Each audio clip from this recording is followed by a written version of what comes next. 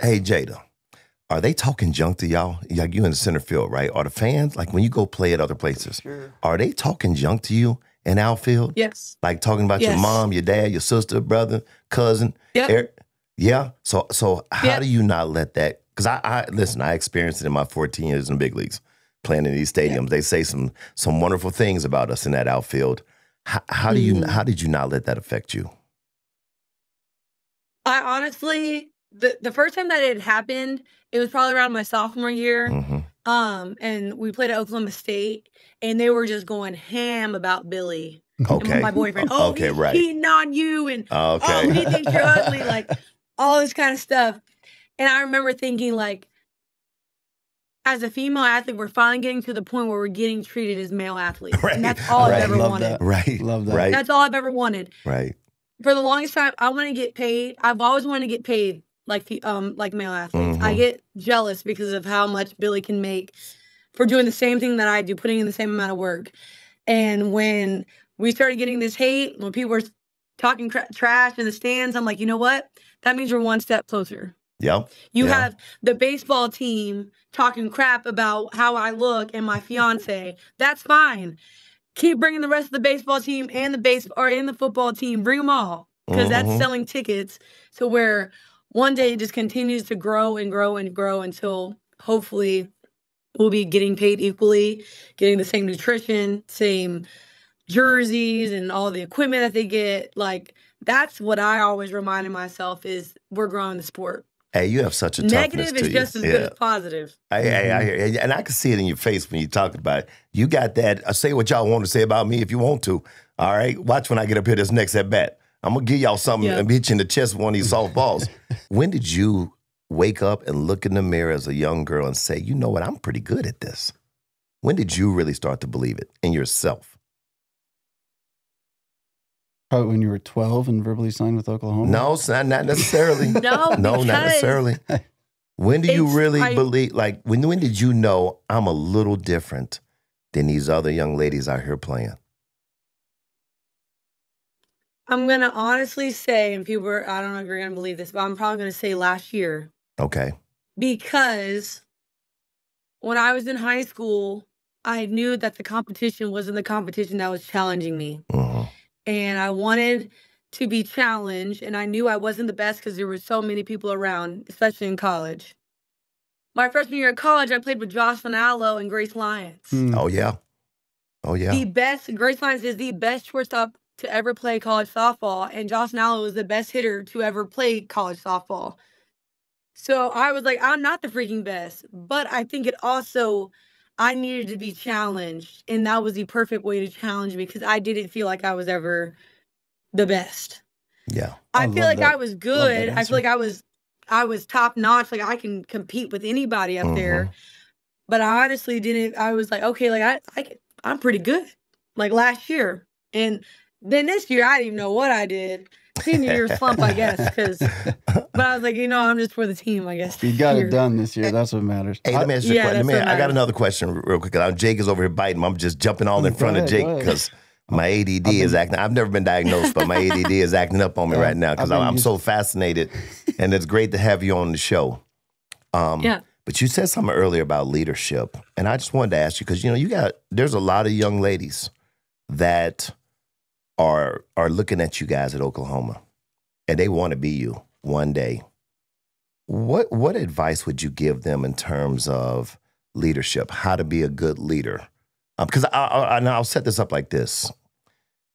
I always hear people say, "Oh, I lead by example," right? Yeah. And I'm a person who says, "Well, we all kind of lead by example if we're out here working hard." I need a vocal leader too. Okay, you seem to have that type of personality where you can lead with your vocals as well as the way that you play. Am I correct on that? Would you say? What do you think makes you such a good leader? I think, to be honest, I've always had that leadership in me. I've been told since I was little that people just follow me. There you go. And I honestly shied away from it for the longest time. I was like, I don't want that. I want to just do my own thing and just have my own lane and not have to worry about anyone else. And as I got older, I realized, like, if I want to be successful, I had to pull the people around me with me. And as I got to college, I think I realized that being a leader, you have to have a relationship with each teammate. And I think I really bought into making sure that each of my teammates knew that I loved them more than just a softball player. I love them as a person. Regardless of if they go 4 for 4 with 4 home runs, I still love you. And I think when you're able to build that relationship and build that trust, that's when you can say, like, hey, now we're going to go win a national championship, and this is how we're going to do it. Watch what I'm doing and follow. And I think I get people because I'm so passionate. I'm so passionate about female sports. I'm so passionate about really breaking glass ceilings. And I think when I talk to people, I'm like, I don't want my daughter to ever have to depend on a man. I want my daughter to go play pro softball, make enough money to be financially stable enough for herself, and never feel like she has to go marry this NFL guy and be a housewife. She wants to, that's great. But if she wants to go play her own pro sport, she can go do it on her own and not have to have a second job. And I think when I tell them that, and I wear my heart on my sleeve and I tell them how I truly feel, I think they truly buy into that. And they buy into that this game is so much bigger than the 7 innings that we're playing. You're playing for something so much bigger. You're playing for the glory of God. And if you're not religious, then you're playing for your daughter that is going to be playing softball in the next 20 years. Or you're playing for your family or the 12-year-old girl that has a sign saying, I drove 20 hours to come watch you play. So, like, I think leadership, like you said, it's not just lead by example. There's 20 different ways that you can be leading someone. And to be a great leader, you need to be able to check all those boxes. Yeah.